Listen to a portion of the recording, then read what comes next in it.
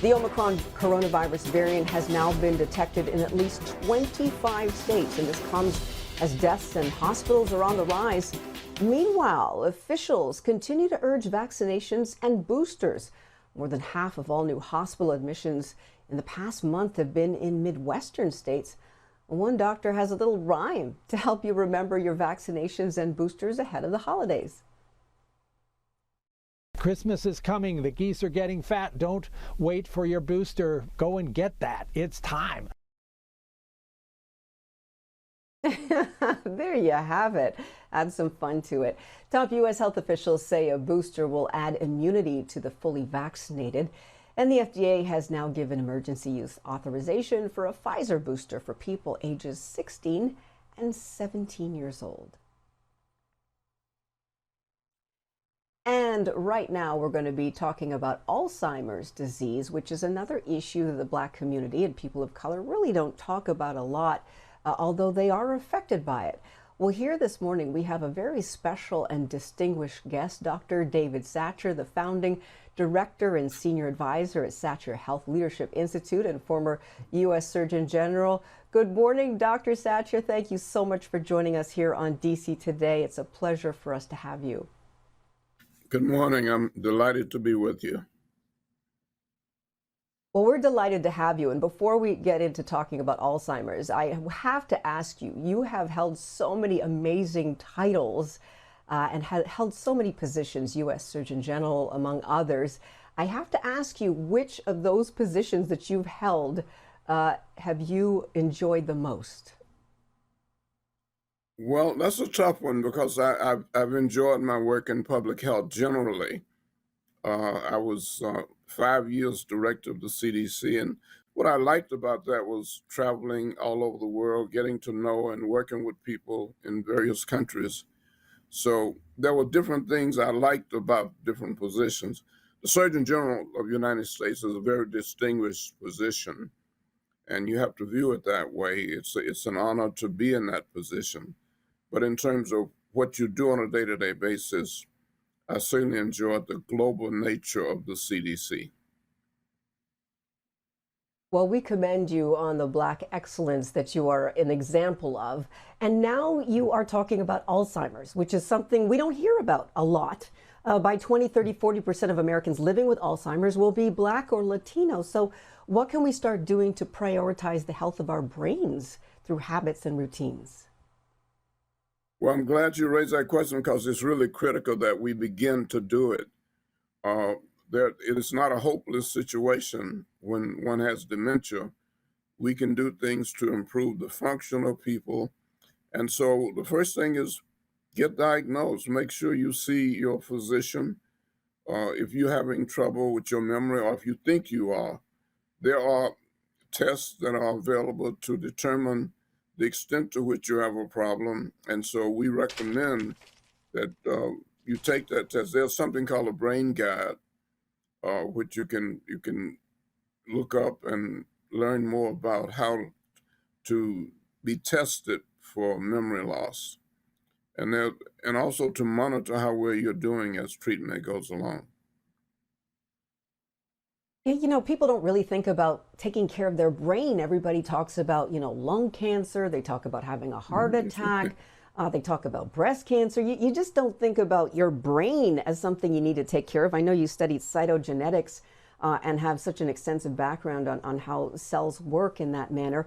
But for people who really don't think about this on a day-to-day basis, what can you do to really help people of color understand the dynamics of this? Because you have been very vocal about unequal access to lifestyles and resources for Black and brown communities, and that also plays a factor.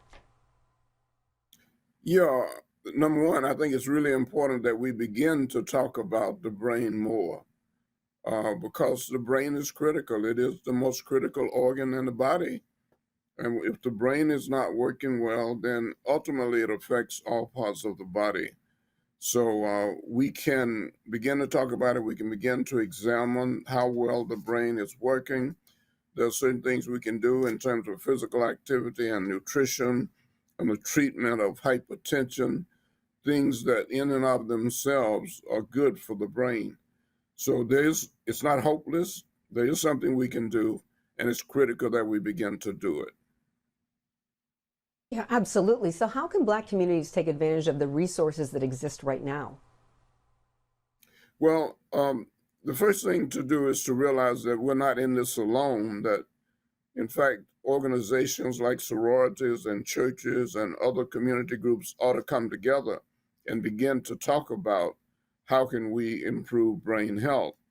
How can physicians do a better job of examining people for their brain health and making sure that people know the status, and if they need treatment, that they begin to get it. We just tend to give up on the brain, and we can't afford to do that. The brain is critical to everything that we do. Dr. Satcher, do you think any of it's a cultural thing? Because sometimes in communities, people just say, well, you're getting old, you're getting forgetful, it's normal. Have we normalized this when truly maybe some of our friends and family members actually have Alzheimer's or initial stages of it? Well, yeah, I think that's true. I think we've come to the point now, you say normalize, that's true, but also sort of getting the attitude that there's nothing we can do about the brain. The fact of the matter is there are things we can do in terms of physical activity and nutrition, treatment of hypertension that are good for the brain. And so the first thing we should do is to make sure that we're doing those things that promote brain health. And I think that's something that almost anybody can do.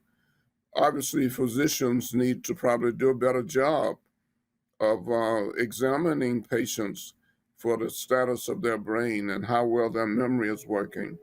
We have tests now, the Brain Guide, for example, where you can test your brain and see how well your memory is working. And there are exercises for the brain. So this is not a hopeless situation. There are things we can do.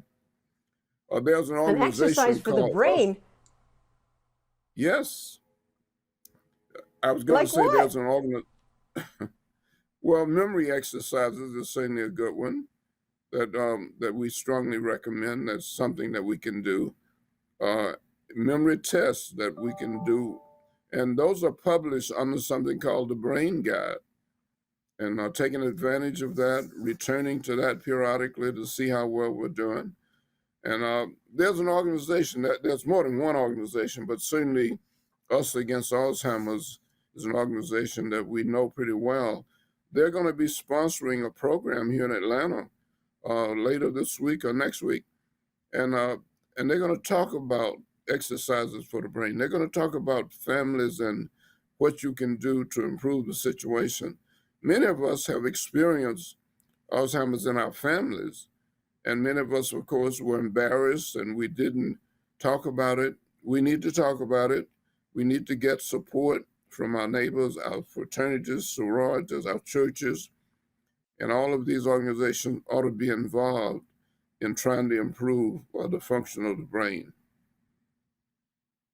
Well, I am excited to hear that because I never knew that you had all these exercises you could do for the brain. Clearly, you've been using them, Dr. Satcher. You are sharp as a tack. We love having you here. And once again, we commend you for your excellence, your long history and career and everything you've done for our country and for our community. Thank you so much for joining us this morning on DC Today.